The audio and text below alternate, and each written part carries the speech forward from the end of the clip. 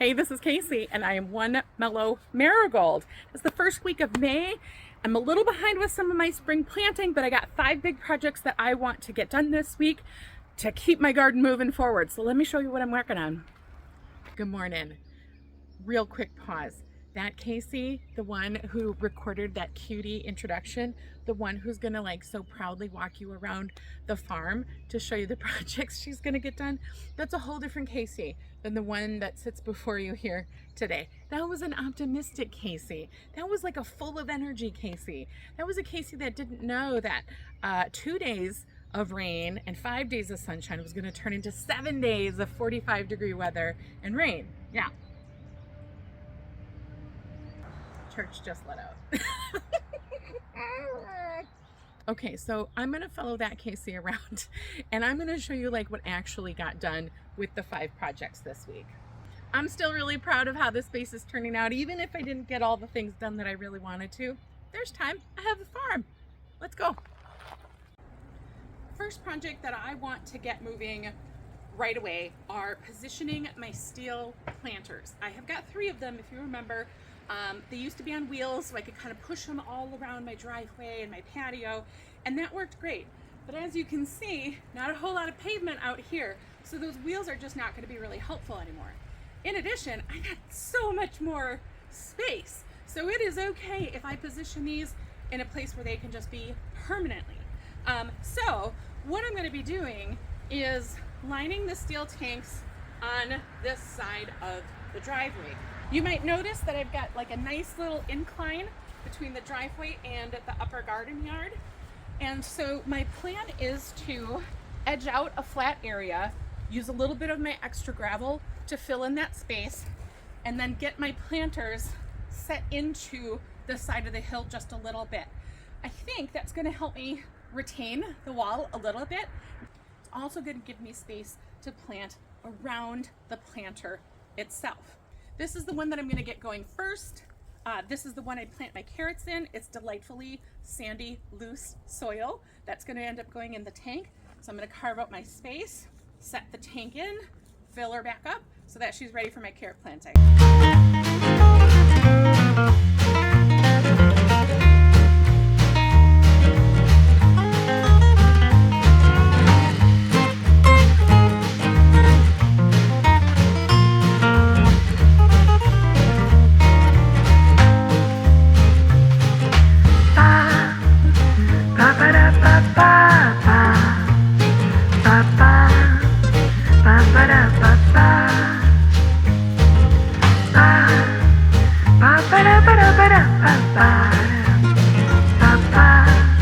Hey buddy, bring it on over.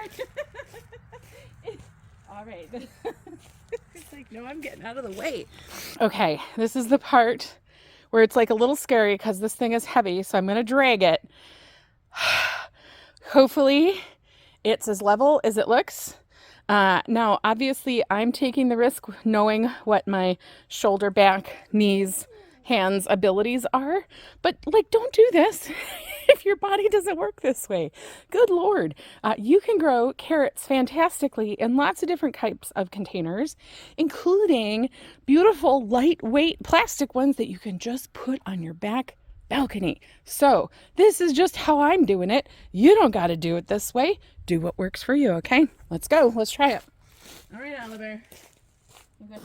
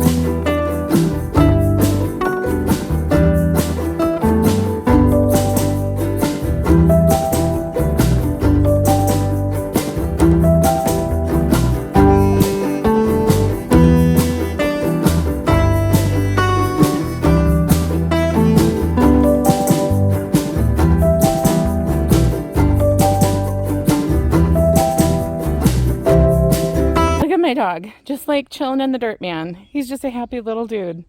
Oh my gosh, they love it here so much. Okay, so now like picture 2 more. One right there and one right there.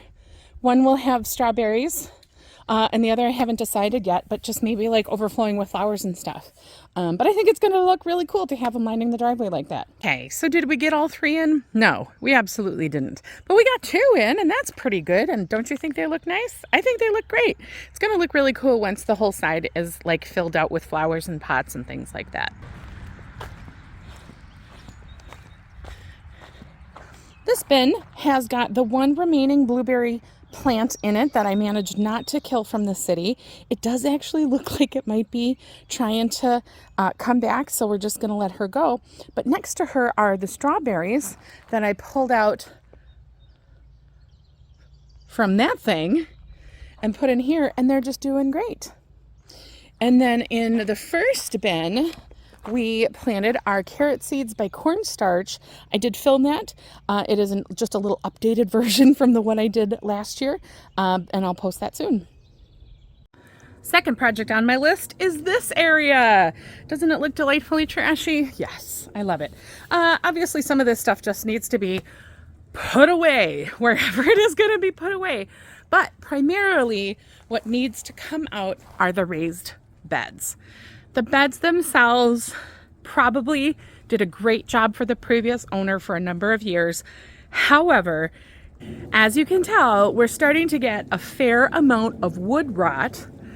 In addition, I have seen hornets flying in and out of the bins, so we might have hornets starting to make a nest. And most importantly, because of all the rot and neglect, the bin underneath my kitchen windows is actually creating a safe haven for mice.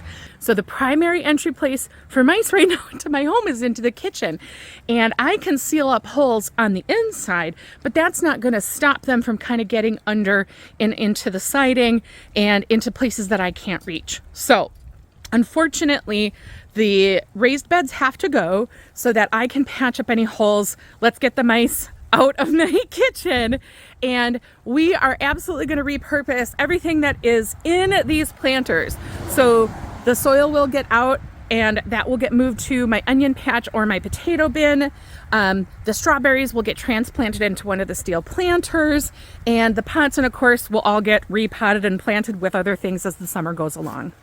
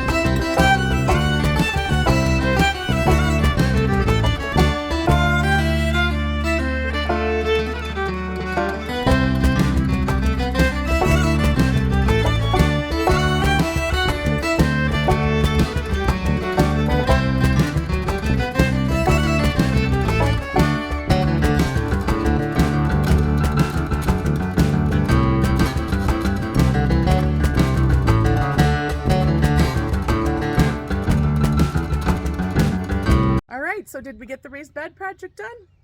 Absolutely not. She still looks like all of that big old hot mess. Do I care? No, absolutely not. We got a good portion of it torn down. I got a good portion of soil dug out, carried it up the hill to where the onion patch is going to be. So hey, progress is progress. That'll happen. Third project of the week is absolutely going to be the most irritating. I'm already irritated by it. I'm already a little angry. Third project of the week is burdock. I have so much burdock on this property. It is completely out of control. Granted, this property has been a bit neglected in the last couple of years. So having this kind of stuff grow up, especially with all the wildlife we have going on here, is certainly not uncommon. And I am not going to be able to get rid of it all in a year. I may never be able to get rid of it, but I do need to get it under control, and I need to make some spaces workable. For example, this is my one upper gate to this side of the pasture. I would love to be able to go through that gate without being covered head to toe in prickles, right? So what I'm going to do is focus on the workable areas. So areas along the fence line, areas near the barn, in the barn, and I'm going to work on digging out the existing plants that I can see, and we're going to do a burn pile, and we're just going to try to take them out. That way we at least have some functional space. We can make a plan to get rid of the rest of the burdock in a different way. Spoiler alert, didn't happen. Project number 4 is going to be the most fun. Project number 4 is going to be putting in my onion patch. Yes, I am behind the 8 ball on that too. It's okay. I use sets to get started. I don't grow directly from seed, so we're fine. It's going to be just fine. We're going to put it in anyway. So I'm really going to use the same format that I did last year. The only thing I'm missing are my sunflower stalks, which is a bummer. They had to get left behind. Anyway, but what I do have is I have plenty of wood from old fencing material that I can use. I chose this area for the onions for a couple of different reasons. One, all those white spots are plastic bags that came from soil, fertilizer, what have you. Previous owners had carved out this space as a garden bed. You can see how the grass is just kind of growing over it and the bags are sticking through, right? I use what previous owners did as a guide for sure as I'm starting this garden, because if it worked for them, it can work for me too. And this tells me they valued this spot for growing as well. The other reason I want to put onions right there in that position specifically is because this comes before the cherry trees, it comes before the grapes, it's going to come before the potatoes, and deer don't super love onions. So the onion bed is going to go here, the garlic is going to go here, because if deer are going to come into my garden area, they're going to come from that back fence right here. I want them to be greeted by a whole bunch of stinky stuff right off the bat. That's going to include my onions. Nope, this one didn't happen either. It's okay. Hey, we got some dirt up here already though. We're on our way. Last but not least, we have project number 5. This is going to be another fun one. Inside my water barrels at this time is not actually water. What is in here are a bunch of 5-gallon fabric pots. So when I packed, you stuff everything with something else just to make room. So I haven't been hooking up my water barrels because I got pots in there that I need to get out. So I'm going to do some planting of cabbage seeds. Again, yes, I am late. It's okay. We're just going to do it anyway. We're going to just do it and see what happens. But that'll also help me get the barrels empty so that I can get them set up in the places they're going to work best. Now my cabbages did happen. I'm very happy. So let me show you what I planted.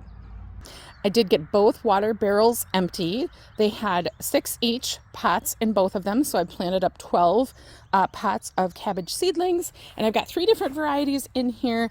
I've got an Omero Red, I have got a Ruby Ball, and then I have got Tierra Green. So 3 different kinds, all from Territorial Seed Company. Normally I would put plastic domes over all of them, but you know what, I either threw a bunch of them away or just can't find them right now, so I use plastic bags instead, and that'll work just fine. They will start germinating hopefully in the next, I think, 3 days. We are getting a little bit more rain today, this afternoon. Some of these are looking a little bit dry, but they're off to a great start. I don't know if they will stay in this spot forever. It is a very sunny, open spot, so it's going to be great for germinating. It's also right by my back door, so it's just easier. You know, it kind of stays on the brain, so I can keep an eye out for emerging seedlings. They'll probably move as they grow and get bigger. I'm just not sure where yet. So there you go, folks. It is a stunning, gorgeous morning here on the farm. It's not going to last. We're going to get some rain this afternoon, but the whole rest of the week is supposed to be 60s and delightful, which means I can be out comfortably doing big, heavy projects, and I hope to, of course, get all of this finished up. Thank you so much for all of your support. I want to give a special little shout out to the ladies of Beta Sigma Phi. This is my mom's sorority. They are like my ride or die supporters, and I just love them. I think my mom and her friends are all more excited about this farm than I am, if that's actually possible. So thank you all for just being here and watching and being so supportive. That's it, guys. I hope you have a wonderful rest of your day. I love you so much. I'm going to talk to you real soon. Bye.